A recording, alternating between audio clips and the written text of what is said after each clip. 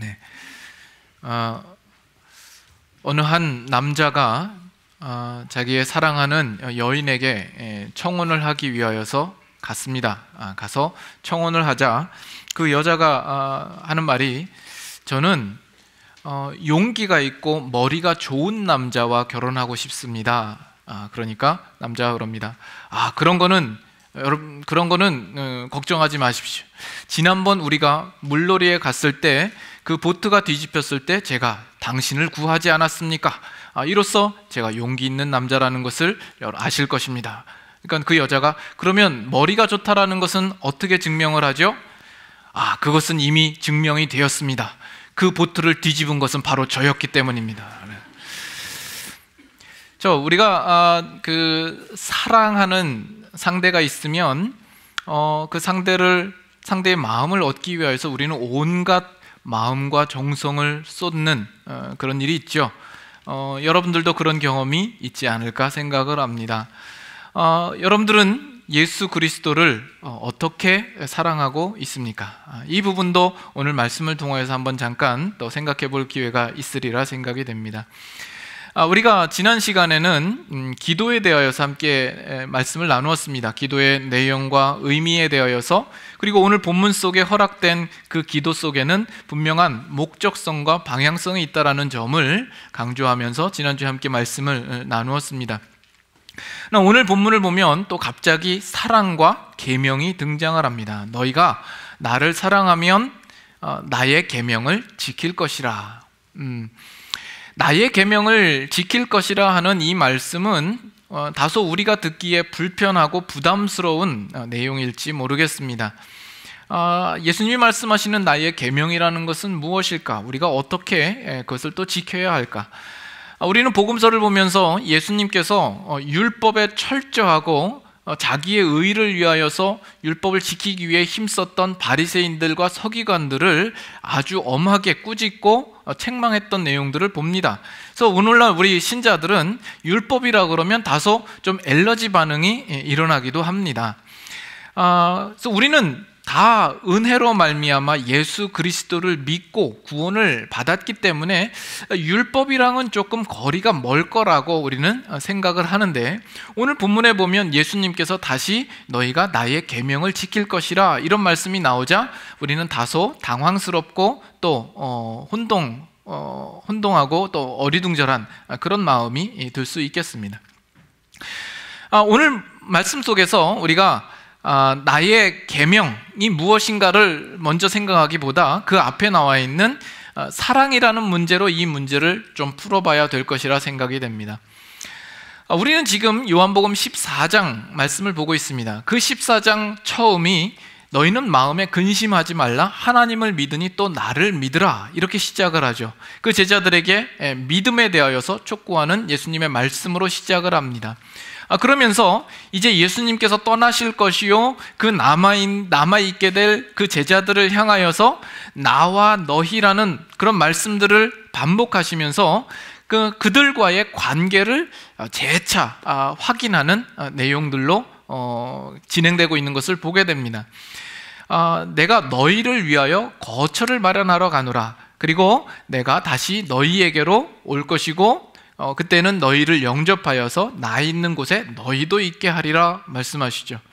내가 곧 길이요 진리요 생명이니 나로 말미암지 않고는 아버지께로 갈 자가 없느니라. 그래서 너희는 나를 통해서만 아버지께로 갈 수 있다라는 말씀을 하시고, 너희가 나를 알았더라면 아버지도 알았으리라. 이제부터는 너희가 그를 알았고 또 보았느니라. 나를 믿는 자는 나의 일을 할 것이며 그보다 큰 일을 할 것이라.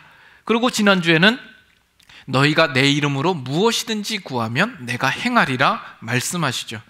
그래서 예수님께서는 끊임없이 지금 제자들과 이 땅에 예수 그리스도를 믿는 자들과의 어떤 그 관계성을 전제하여서 말씀하시고 그 관계성 안에 우리에게 주어질 약속들을 말씀하고 있는 걸 봅니다. 그리고 오늘 본문에 이르면 사랑이라는 그 단어를 쓰기에까지 이르게 되는 것이죠.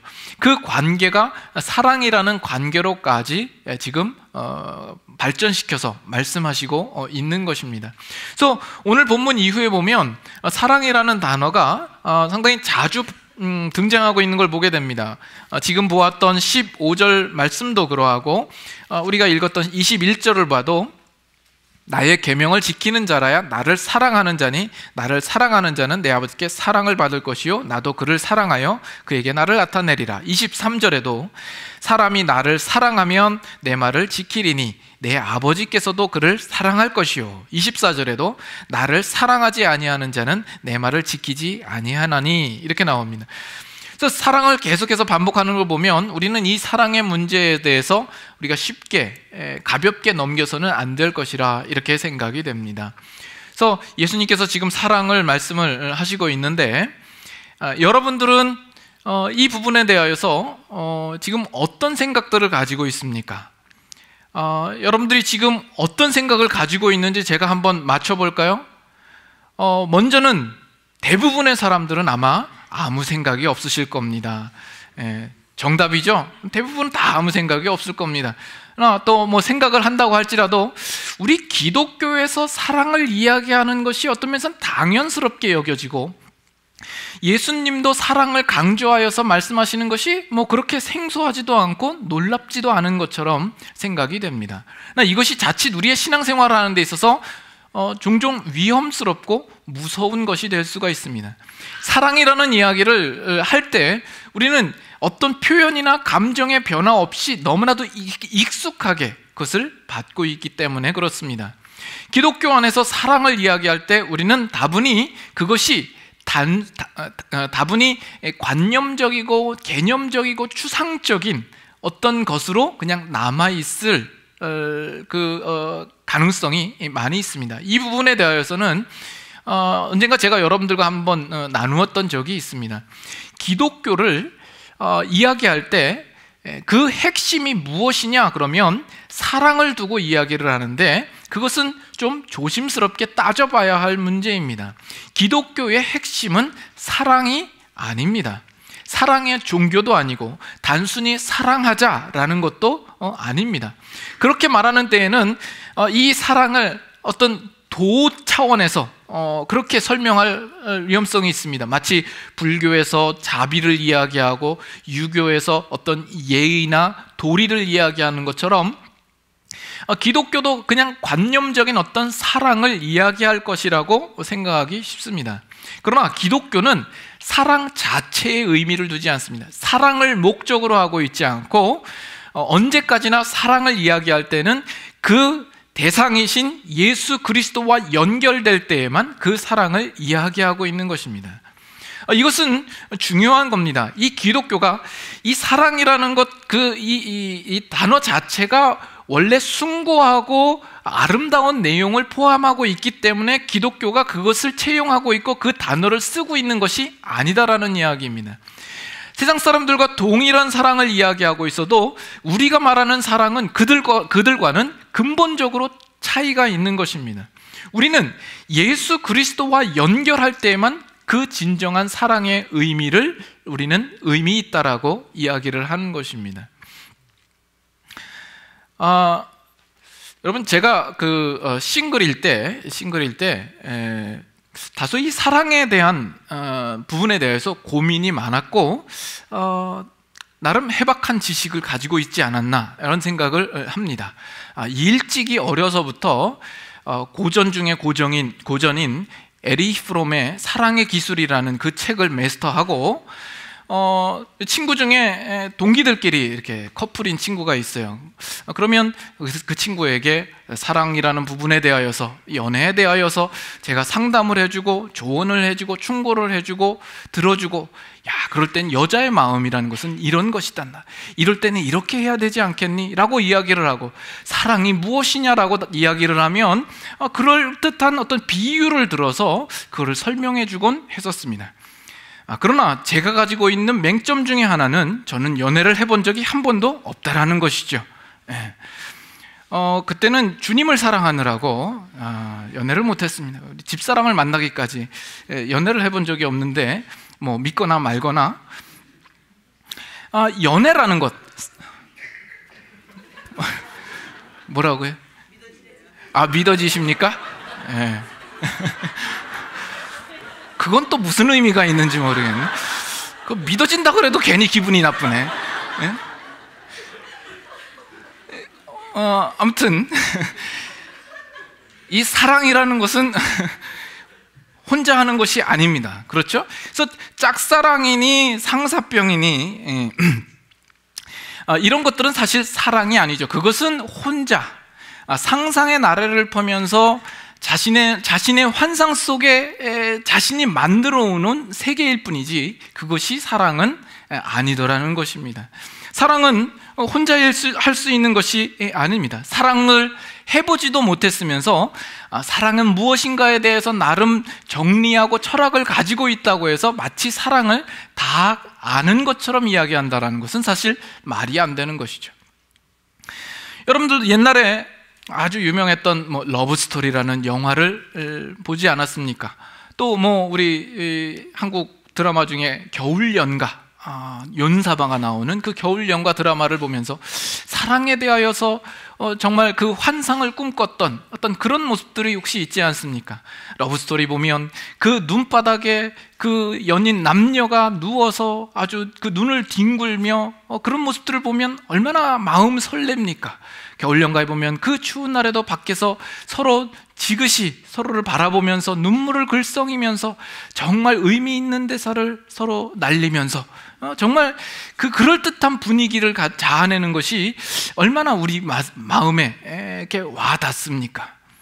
우리는 이런 부분에 있어서 사실 속고 있는 것이죠. 그것이 아름답게 보이는 이유는 우리가 그것을 따뜻한 영화관에서 보기 때문에 그렇습니다. 뜨끈뜨끈한 아랫목에서 그것을 보고 있기 때문에 그러죠. 그러나 실제적으로 연애를 해보면 어디 눈바닥에서 뒹굽니까? 옷 버릴까 걱정이 되고 손실 입고 어디 밖에서 이야기를 합니까? 야 추운데 빨리 들어가자 그러는 거죠. 우리는 많은 부분 사랑에 속고 있습니다. 내가 본 만화와 내가 본 영화로 그것이 사랑일 것이라고 생각을 하는 거죠. 그건 마냥 마치 우리의 신앙도 그런 식으로 우리의 신앙을 생각하고 있지 않아요. 예수 그리스도와의 사랑을 그런 관념적으로 생각을 하고 우리는 신앙생활을 하고 있지 않느냐라는 겁니다. 그런 면에서 이 기독교는 사랑 자체가 목적이 아닙니다. 그 대상이 있기 때문에 그 사랑도 의미가 있는 것입니다. 사랑하는 대상이 있기 때문에 그 사랑이 아름다울 수 있는 것이죠. 긍휼의 대상이 있기 때문에 긍휼이 나가는 것이고 자비의 대상이 있기 때문에 그 자비도 베풀게 되는 것입니다. 그러나 긍휼, 자비, 사랑, 의 그 단어 자체만으로는 사실은 큰 의미가 없고 그거는 하나의 개념에 불과하고 추상적인 의미에 불과합니다. 사랑이라고 하는 것은 그 대상과 나를 묶는 끈입니다. 결국 그 끈이 누구와 연결되어 있느냐가 중요한 것이죠. 사랑 자체의 문제가 아니라 그 대상과 연결되어 있기 때문에 그 대상이 중요한 것이죠.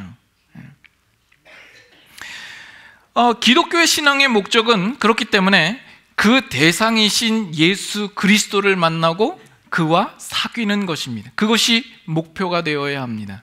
만약에 예수 그리스도가 없으면 우리의 신앙이나 사랑은 그저 옆에서 훈수두는 신앙이요 사랑에 불과합니다. 예수 그리스도를 만나고 그 안에서 사귐이 있어야 그것이 진짜 사랑이 되는 것이죠. 그분에 대한 그 사랑이 있지 않고는 그것은 혼자만의 열심일 가능성이 많습니다. 여러분 바리새인이나 어떤 서기관들을 보면 그들 나름대로 열심히 있습니다. 얼마나 열심히 있습니까? 무엇을 위한 열심입니까? 그들 안에도 사랑이 있을까요? 사랑이 있다고 할 수도 있죠. 그러나 그 사랑의 대상은 누구입니까? 그 대상이 하나님도 아니었고 예수 그리스도도 아니었습니다. 그것은 자기 자신이었죠. 자기의 의를 사랑하고 자기의 연민에서 그 모든 것들을 행했을 뿐인 겁니다. 요한복음 5장 42절 한번 보십시오. 요한복음 5장 42절. 예수님께서 유대인들을 향하여서 지적하시고 있는 말씀이 뭐예요? 42절. 다만 하나님을 사랑하는 것이 너희 속에 없음을 알았노라. 그들은 율법에 대하여서, 종교에 대하여서 열심은 있었지만 그 하나님을 사랑하는 마음이 없었다라는 것이죠. 그렇기 때문에 그들이 가지고 있는 사랑이 충만했다 할지라도 그 사랑이 의미가 없어지는 것입니다. 그러나 우리에게는, 여러분들이 신앙생활을 할 때에는 우리의 신앙에 분명한 대상이 있습니다. 예수님께서는 이 땅에 우리에게 찾아오실 때에 어떤 수학 선생이나 조교로 어떤 테스트하는 자로 우리에게 찾아오신 것이 아니라 우리의 사랑의 대상으로 찾아오신 것입니다. 우리는 신앙생활을 할 때 상당히 곁가지의 것들을 너무 중점적으로 다루어서 중요한 것을 놓치는 경우가 많습니다. 그래서 정말 천국이 있을까? 지옥이 있을까? 있다면 그곳은 어떠한 모습일까? 장차 장래에는 어떤 일들이 일어날까? 창조 세계에는 어떻게 만들어졌을까? 우리는 여기에 매어 달리는 그런 신앙이고 거기에 머무르는 신앙일 경우들이 많이 있습니다. 그러나 그것보다 중요한 것은 뭐냐면 우리가 만나는 그 대상을 알며 그 대상과 어떠한 관계 속에 들어가야 할 것이냐라는 것입니다. 그러나 예수 그리스도를 만나고 우리가 그를 사랑하면 거기에는 엄청난 축복이 있는 것입니다. 여러분, 사랑을 해보신 분이라면 아시겠지만 사랑을 하면 어떻게 달라집니까? 모든 것이 달라지죠. 내 마음도 달라지고 뭔가 삶의 활력과 의욕이 생기고 온 세계를 봐도 세계가 보는 모습이 달라지죠. 그 전에 보았던 것들랑 전혀 틀립니다. 추운 겨울이 오면 겨울이라서 좋고, 여름이면 여름이라서 좋고, 비가 오면 그 비가 그냥 비로 보이나요? 그냥 하늘에서 은가루 꽃가루가 내리는 것 같고, 눈이 오면 솜사탕이 내리는 것 같고, 왠지 비 오는 날 기어가는 지렁이를 보면 왜 이렇게 싱싱하고 먹음직스러운지 꼭 육회 같고, 방에 기어다니는 그 바퀴벌레도 얼마나 싱싱하고 통통한지 보는 눈이 새로워지는 것 아니에요. 여러분들이 정말 사랑의 대상이신 예수 그리스도를 만나고 그 안에 사랑의 관계로 들어가면 우리가 말할 수 없는 그 안에 놀라운 신령한 희열과 감격과 충만함이 있는 것입니다. 그러나 오늘 우리의 신앙인들에 있어서는 그 부분에 대하여서는 아는 바가 별로 없는 거죠. 그렇기 때문에 우리의 신앙이 힘이 없고 언제나 지지부진하며 늘 의욕이 없는 상태가 되는 것 아니겠습니까? 한편으로는 그런 생각을 하다 보니까 제 안에 끔찍한 생각이 드는 거예요. 오늘날 교회에 나와서 예배를 드리고 신앙생활을 하는 우리들 중에 혹시 그러면 정말 그 예수 그리스도 그 대상을 놓치고 그냥 자기 혼자 빠져서 사랑한다라고 스스로 체면을 걸고 있는 사람들은 혹시 있지 않는가? 그저 액자 하나 마련해서 거기에 예수님 초상화를 두고 내가 그를 사랑한다, 그러지 않을까? 우리 고등학교 때 보면 책받침에 그 TV 스타들 놓고 괜히 그냥 마음에 설레는 마음으로 있었던 것처럼 그런 식으로 예수님을 사랑한다든지 아니면 마네킹을 갖다 놓고 사랑하는 것처럼 사랑하는 건 아닌지, 요즘 보면 그런 사람들이 있다고 그래요. 이렇게 튜브로 된 인형 갖다 놓고 자기 사랑에 빠졌다 그러면서 그 인형 데리고 영화도 보러 가고 레스토랑도 같이 가고, 제가 볼 땐 정신적으로 좀 이상이 있다라고 생각이 되는데, 혹시 우리들의 신앙도 그 대상을 인격적으로 만나보지 못하고 그저 내 안에서 그냥 스스로 어떤 그 형상을 그리면서 그렇게 신앙생활을 하고 있는 사람들은 아닌가 하는 것입니다. 그래서 이번 주에 특세에 여러분 나오셔야 됩니다. 이 특세 주제가 뭐예요? 내 눈 보게 하소서. 우리는 바라봐야 합니다. 볼 수 있어야 합니다. 우리의 가려진 눈을 떠서 우리의 분명한 대상이 누구인지를 봐야 되고 그분을 추구해야 되고 열망해야 됩니다. 그래서 새벽 기도에 다 나오시길 바랍니다. 그래서 우리로 예수님이 이 땅에 오심으로써 우리를 어떤 자리로 초대하냐 하면 예수 그리스도와 사랑의 관계를 나눌 수 있는 자리로 우리를 초대하고 있는 거예요. 그래서 오늘 본문에도 보면 너희가 나를 사랑하면, 우리로부터 사랑을 기다리시고 있는 것이죠. 바라시고 있는 겁니다. 예수님께서 먼저 우리를 사랑하셨습니다. 요한복음 13장 1절에 보면 내가 너희들을 사랑하되 끝까지 사랑한다라는 표현이 있죠. 그리고 제자들에게 이제 너희가 나를 사랑하라라고 말함으로써 예수님과의 정말 아름다운 그 관계를 가지시기를 예수님도 바라시고 원하시고 있는 것이죠. 그 사랑 가운데에서 우리에게 요구되어지는 것이 너희가 나를 사랑하면 내 계명을 지키리라 말하는 거죠. 여기서 계명을 지킨다라는 것이 예수님께서 우리에게 이것을 해라 저것을 해라 아주 냉정하게 기계적으로 뭔가를 우리에게 제시하고 우리가 지킬 것을 요구하는 것이 아닐 것입니다. 또 뭐 어떤 리스트를 우리에게 줘서 그것을 계명을 지키라고 하지 않을 것입니다.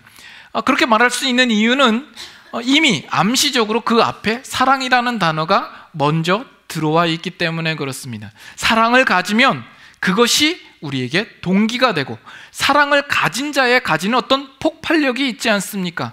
그 사랑 때문에 우리가 그 사람을 위하여서 해주고 싶은 것이 그저 의무와 어떤 책임과 어떤 부담감으로 하는 것이 아니라 그 일을 즐겁게 기쁘게 할 수 있는 어떤 근거가 되는 것이죠. 그래서 여러분들이 요즘 우리 자녀들이 이제 대학 가고 그러면 샴페인도 있고 미시간도 있고 다른 주에도 있습니다만 여러분들이 어떤 개인적인 일로 그곳에 가야 된다 그러면 얼마나 가기 싫습니까? 짜증나고 핑계대고 싶고 될 수 있으면 안 가고 싶은 것이 그렇지만 여러분의 자녀가 그곳에서 곤란을 당하고 있고 어려움을 당하고 있다 그러면 여러분들은 만사를 제쳐놓고 맨발로라도 뛰어가지 않겠습니까? 그것이 사랑이 가지는 힘일 것입니다.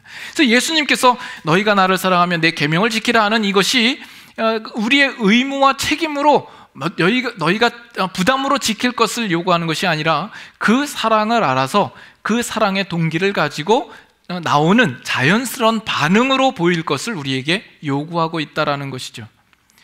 그리고 이것은 우리가 받은 사랑에 대하여서 우리도 어떤 은혜의 보답 차원에서 이 일들을 해야 되는 것이 아닙니다. 우리는 신앙생활을 하면 내가 받은 은혜가 이만큼이니까 그것을 추억하고 기억해서 나도 얼마를 드려야지라는 생각을 합니다. 마치 하나님이 나에게 10,000불을 주셨으니까 내가 100불 정도는 하나님께 드려야지라는 생각을 하는 것처럼 우리는 그렇게 생각하고 있는 줄 모릅니다. 그러나 하나님이 우리에게 요구하시는 사랑이나 우리가 드려야 할 사랑은 그런 식의 사랑이 아닙니다. 내가 예수님께서 십자가에 못 박힌 것을 추억하고 기억해서 얼마나 많은 것들을 나를 위해서 해주셨지, 그러면 나도 해야지, 내 의지적으로 뭔가를 좀 드려보겠다 하는 그런 식이 아니더라는 것이에요. 그것은 예수 그리스도께서 나를 위하여서 죽으심으로 이제는 내 안에 예수 그리스도의 마음과 그 성품과 인격을 충만히 담아서 예수 그리스도와 같은 사랑의 마음으로 우리가 그것을 뿜어내고 그것을 발휘하는 것으로 사랑을 요구하고 있다는 겁니다. 이것이 여러분에게 얼마나 이해가 될지 모르겠습니다. 고린도 후서 5장을 한번 보시죠. 고린도 후서 5장 14절. 고린도후서 5장 14절 제가 한번 읽습니다. 그리스도의 사랑이 우리를 강권하시는도다. 우리가 생각하건대 한 사람이 모든 사람을 대신하여 죽었은즉 모든 사람이 죽은 것이라. 그가 모든 사람을 대신하여 죽으심은 살아있는 자들로 하여금 다시는 그들 자신을 위하여 살지 않고 오직 그들을 대신하여 죽었다가 다시 살아나신 이를 위하여 살게 하려 함이라. 그러므로 우리가 이제부터는 어떤 사람도 육신을 따라 알지 아니하노라. 비록 우리가 그리스도도 육신을 따라 알았으나 이제부터는 그같이 알지 아니하노라. 17절 다 같이 했습니다. 그런즉 누구든지 그리스도 안에 있으면 새로운 피조물이라. 이전 것은 지나갔으니 보라 새 것이 되었도다. 여기 보면 그리스도의 사랑이 우리를 강권하시는도다 라고 이야기를 합니다. 그 사랑이 우리를 강권함으로 이 일들을 행하도록 하고 있다는 거예요. 그 근거는 뭐냐면 예수 그리스도께서 우리를 위하여서 죽으시고 이제 우리의 삶이 그분을 위하여서 사는데 그것은 우리가 이제 새로운 피조물 되었기 때문이다라고 이야기를 하는 거죠. 우리가 사랑을 해야 되는 것은 그저 사랑이라는 것을 우리가 배웠기 때문에 그 안 것으로 몇 가지를 실천하는 정도의 것이 아니라 우리가 예수 그리스도로 말미암아 새로운 피조물을 입어서 우리 안에 예수 그리스도를 함께 담아서 그것을 표현하는 것으로, 그것을 나타내는 것으로 사랑을 이야기하고 있다는 거예요. 좀 더 뒷장으로 가셔서 갈라디아서 2장 20절, 우리가 잘 아는 말씀입니다만 갈라디아서 2장 20절, 갈라디아서 2장 20절 잘 아는 말씀이죠? 다 같이 한번 읽겠습니다. 내가 그리스도와 함께 십자가에 못 박혔나니 그런즉 이제는 내가 사는 것이 아니요 오직 내 안에 그리스도께서 사시는 것이라. 이제 내가 육체 가운데 사는 것은 나를 사랑하사 나를 위하여 자기 자신을 버리신 하나님의 아들을 믿는 믿음 안에서 사는 것이라. 이런 것이죠. 우리는 십자가에 못 박히고 이제 육체 가운데 사는 것은 내가 사는 것이 아니라 그리스도께서 내 안에 사시는 것입니다. 그래서 나를 사랑하사 나를 위하여 자기 몸을 버리신 예수 그리스도를 믿는 믿음 안에서 사는 것이죠.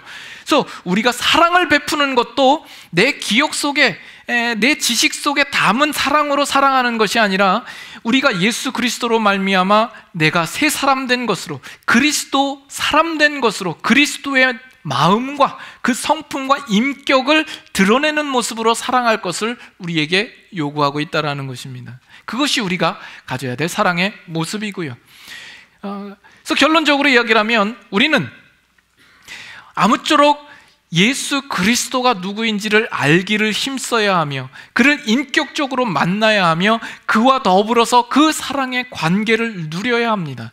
그 속에서는 분명히 이 세상에서는 우리가 맛보지 못할 놀라운 하늘로부터 주시는 참된 신령한 기쁨과 만족과 충만과 행복이 들어있습니다. 그것을 근거로 하여 그 마음의 동기를 삼아서 예수님께서 우리에게 바라시는 그 계명과 요구하시는 것들을 우리가 자연스러운 반응으로 주님 앞에 드릴 수 있는 모습이 되어야 한다는 것입니다. 여기서 예수님께서 나의 계명을 지킬 것이라, 여기서 말하는 나의 계명은 무엇일까요? 저도 처음에 이 말씀을 대하면서 이것은 예수님께서 그 제자들에게 말씀하신 것, 가르치신 것, 또 예수님께서 기뻐하시는 것, 그 하나님의 뜻을 두고 나의 계명이라고 했을 것이라 이렇게 일반적으로 전반적으로 생각을 했었습니다. 물론 그 내용도 다 들어가 있겠죠. 그러나 이제 여러분들 앞에 이제 설교를 하려고 설교 아웃라인을 다 잡아놓고 보니까 나의 계명이 무언가에 대하여서 눈에 여기저기서 또 들어오는 거예요. 그래서 참 난감하기도 했습니다만 처음부터 알았더라면 설교 전반적인 내용이 좀 달라지지 않았을까도 생각을 합니다만 어쨌든 지금이라도 한번 보겠습니다. 요한복음 13장 보죠. 13장 34절 13장 34절 같이 한번 읽습니다. 새 계명을 너희에게 주노니 서로 사랑하라. 내가 너희를 사랑한 것 같이 너희도 서로 사랑하라. 여기 보면 예수님께서 하시는 말씀이죠. 새 계명을 주는데 서로 사랑하라 라는 겁니다. 15장 12절 같이 한번 읽겠습니다. 내 계명은 곧 내가 너희를 사랑한 것 같이 너희도 서로 사랑하라 하는 이것이니라. 여기도 너희가 서로 사랑하라 라는 것을 내 계명이라고 이야기를 합니다. 여기 잠깐 다시 돌아와야 되니까 여러분 덮지 마시고 요한 1서 3장 요한일서 3장 23절. 요한일서 3장 23절. 같이 읽습니다. 그의 계명은 이것이니 곧 그 아들 예수 그리스도의 이름을 믿고 그가 우리에게 주신 계명대로 서로 사랑할 것이니라. 그래서 서로 사랑하는 것, 이것이 예수님께서 지금 말씀하시는 내 계명이라고 우리는 성경의 근거로 해서 이야기할 수 있겠죠. 그렇게 이야기를 하면 우리가 지금 보았던 말씀들 내용 가운데 너희가 나를 사랑하면 내 계명을 지키리라 라는 말씀은 너희가 나를 사랑하면 너희도 서로 사랑하리라 라는 말씀이 되고, 앞에 있던 내용들을 근거로 해서 그것은 우리가 예수 그리스도와 온전한 사랑의 관계를 이룰 때에 그 사랑의 동기가 됨으로써 우리도 형제를 서로 사랑할 수 있는 자리까지 자연스러운 반응으로 나타나게 될 것이다 라고 이야기할 수 있겠습니다. 근데 여러분, 이렇게 이야기를 해도 여러분 마음 가운데 뭔가 좀 말씀을 듣는 내내 좀 답답함이 있지 않습니까? 사랑에 대하여서 이야기를 많이 함에도 불구하고 우리 마음 가운데 여전히 찜찜하고 뭔가 충분히 여러분들이 반응할 수 없는 어떤 그런 마음이 있죠. 사랑, 이 문제는 아주 우리를 주눅들게 만들고 약고 죽게 만드는 단어가 아닌가 싶습니다. 이 사랑의 문제에 있어서 누가 자신 있게 나는 사랑한다라고 이야기할 수 있겠습니까? 사랑 문제를 들이대면 어느 누구도 자신 있게 이야기할 수 없을 겁니다. 우리가 그저 한두 가지 사랑을 실천했다고 해서 내가 사랑을 다 했냐 하면 그것도 아니잖아요. 그렇게 쉬운 문제가 아니잖아요. 여러분들은 지금 예수님을 온전히 사랑하는 이 문제에 있어서도 사실은 자신이 없는데, 또 너희가 서로 사랑하라라는 이 문제까지 주니까 우리는 더 할 말이 없죠. 앞에 서 있는 저도 마찬가지입니다. 저라고 해서 사랑을 완전히 실천하냐 그러면 저 역시 부족하고 사랑하지 못하는 문제가 있는데, 목사라는 이유만으로 여기에 서서 여러분들에게 사랑에 대하여서 설파하고 여러분들을 권면하는 것 자체가 저 자신에게는 아주 죽을 맛입니다. 이 말로 해서 이거 될 문제가 사실은 아니지 않습니까? 그래서 지금 우리가 가지는 큰 문제는 뭐냐면 우리가 온전히 사랑할 수 없다라는 문제이죠. 우리가 하나님과 예수 그리스도를 온전히 사랑할 수 없을 뿐만 아니라 그분이 우리에게 보여주시고 우리에게 요구하시는 그 사랑만큼 우리가 사랑을 베풀지 못하는 문제가 우리에게는 여전히 남아 있습니다. 그렇기 때문에 우리는 그 문제 때문에 좌절하기도 하고 낙심되기도 하고 번번이 실패하면서 우리는 좌절합니다. 그것이 우리가 가지는 가장 큰 고민이 아니겠습니까? 그러나 그럼에도 불구하고 우리가 거기서 절망하지 않고 뻔뻔할 수 있는 이유가 있을까요? 우리 인간은 그 이스라엘 백성의 역사를 보더라도 우리는 하나님을 온전히 사랑하지 못합니다. 하나님께서 아무리 그들을 사랑한다 할지라도 이스라엘 백성들은 끊임없이 하나님을 배반하고 그 사랑의 계명을 어기지 않았습니까? 그럼에도 불구하고 우리가 낙심치 않을 만한 이유는 무엇입니까? 한 가지 힌트는 뭐냐면 사랑은 우리 혼자 하는 것이 아니라 쌍방이 같이 해야 된다는 거죠. 여러분, 이 부분에 대해서 제가 일부 예배 때에는 충분히 힘있게 힘을 주어서 이야기하지 못한 것에 대해서 상당히 아쉬움이 있는데, 아무쪼록 이 시간에는 좀 더 강조하면서 여러분들과 이 부분을 좀 분명하게 나누기를 원합니다. 이 정말 심각한 이 문제에 대하여서 우리가 가지고 있는 온전히 사랑하지 못하는 문제가 있기 때문에 바로 이 시점에서 보혜사 성령이 등장하고 있는 것입니다. 요한복음 14장 다시 한번 가보시죠. 요한복음 14장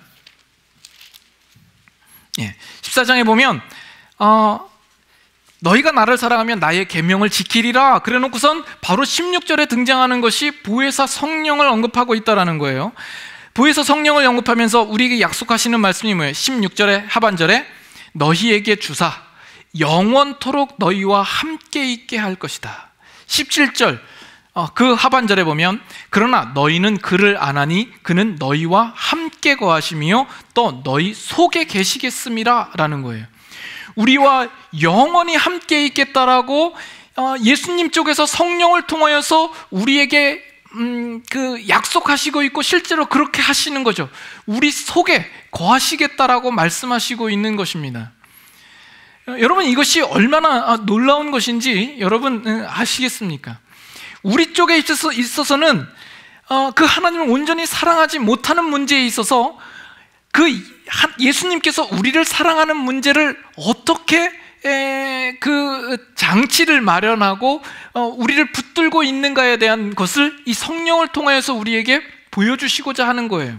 다시 한번 보세요. 15절에 너희가 나를 사랑하면 나의 계명을 지키리라. 여러분, 여기까지가 이 이스라엘 백성과 우리와의 어떤 차이를 나타냅니다. 이스라엘 백성, 구약 백성은 내 계명을 지키리라, 내 계명을 지켜라, 여기까지 그들에게 명하신 내용이고 그들에게 주신 말씀입니다. 그러나 이 부분에 대해서 이스라엘 백성은 실제로 그 계명을 지키지 못하였죠. 하나님께서 아무리 그들을 사랑하고 그들을 기적으로 이끌고 승리로 이끌음에도 불구하고 이스라엘 백성은 연약함으로 그 하나님을 온전히 사랑해야 하는 문제를 지키지 못했습니다. 그러나 우리에게는 그 이상이 있는 거죠. 하나님께서 이스라엘 백성에게 약속하신 내용이 뭐예요? 그들이 사랑을 지키지 못하자 하나님께서 뭘 약속하냐면 내가 장차 너희에게는 너희 안에 너희의 내 새 영을 너희에게 부어주고 너희에게 새 마음을 주겠다라고 말씀하시는 거죠. 그렇게 함으로써 내가 너희의 하나님이 되고 너희는 나의 백성이 되리라. 하나님과 이스라엘 간의 그 관계를 회복할 것이라고 말씀을 하고 있는 것이죠. 그래서 오늘 우리에게 주시는 약속이 그 계명을 지키라 말씀하시고 그 다음에 다른 보혜사 성령을 우리에게 허락하여 주시는 것입니다. 왜? 그 일에 대하여 예수 그리스도와 우리와의 관계에 대하여서 그 일들을 더 이상 이스라엘 백성처럼 실패치 않도록 하기 위해서라는 것입니다. 우리는 실패할 수밖에 없습니다. 연약하여 넘어집니다. 우리는 그분의 손을 놓칠 수 있습니다. 그러나 우리를 향하여서 성령을 보내주심으로 그로 말미암아 우리를 강하게 붙들게 함으로 우리와의 그 사랑의 관계를 결코 끊게 하지 않게 하시겠다라는 하나님의 의지와 열심이 여기에 담겨져 있는 것이다라는 거예요. 그래서 18절도 보세요. 내가 너희를 고아와 같이 버려두지 아니하고 너희에게로 오리라. 고아는 자신의 인생을 자신이 책임져야 됩니다. 자신의 운명을 자신이 담당해야 합니다. 이스라엘 백성은 바로 그런 위치에 있었던 것이죠. 그러나 내가 너희를 고아로 두지 않고 내가 다시 오겠다라는 것은 이제 너희의 인생과 너희의 운명이 너희 자신에게 달려있지 않고 내가 간섭하며 내가 너희의 운명을 책임지겠다라는 그 말씀으로 허락하시고 있는 겁니다. 그래서 20절에는 그날에는 내가 아버지 안에 너희가 내 안에 내가 너희 안에 있는 것을 너희가 알리라. 그래서 예수 그리스도와 하나님과 우리가 함께 하나 되는 사귐의 관계 속으로 우리를 초대하시고 있고 그 관계가 결코 끊어질 수 없는 관계로 우리를 붙드시겠다라는 것이죠. 그래서 로마서 8장에도 보면 이와 같이 성령도 우리의 연약함을 도우시나니 우리는 마땅히 빌바를 알지 못하나 오직 성령이 말할 수 없는 탄식으로 친히 우리를 위하여서 간구하신다라고 말씀하시죠. 누가 우리를 그리스도의 사랑에서 끊으리요? 환난이나 곤고나 핍박이나 기근이나 적신이나 위험이나 칼이라. 우리가 종일 주를 위하여 죽임을 당하며 도살할 양같이 여김을 얻었나이다 함과 같으니라.